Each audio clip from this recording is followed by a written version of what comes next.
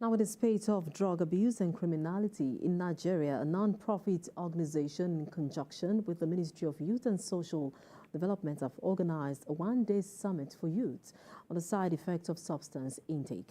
They say peer pressure and influence is one of the leading causes of drug abuse. Details in this report. According to a report by the National Drug Law Enforcement Agency, 40% of Nigerian youths between the age of 18 and 35 are deeply involved in the abuse of drugs.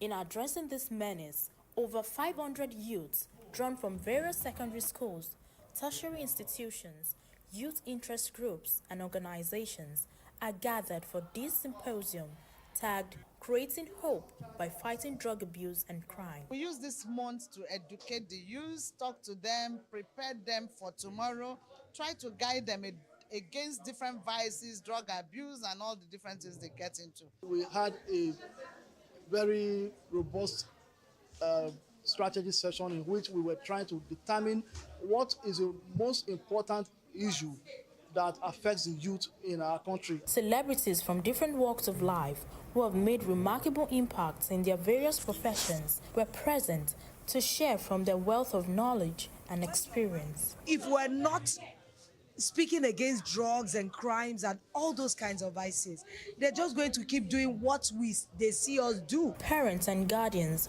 were also encouraged to pay adequate attention to their wards. Every parent has a duty to train their wards. Nowadays, we leave them to school, we leave them to brothers, to uncles. And if you do that, you regret it later on in life. All you are struggling to put together will be wasted to correct the mistakes you've made. We're extremely busy as parents, but we must also find out room to have that conversation with them. And it's very important because when you don't have it, when the child starts withdrawing from you, that becomes a problem. The Commissioner for Youth and Social Development gave a heartfelt speech to encourage the youth to aim for success. A spoken word performance with deep literary meaning was part of the highlights of the event. I go out with friends and then, they engage in drugs and all of those things, and I've been pressured into taking. I'm able to stay off and also make the right choice, which is one of those things that seminars and symposiums like this will do.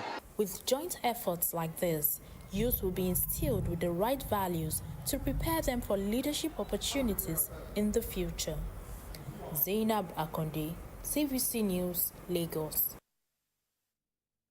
I'm moving now to Kwara State, where Professor of Educational Management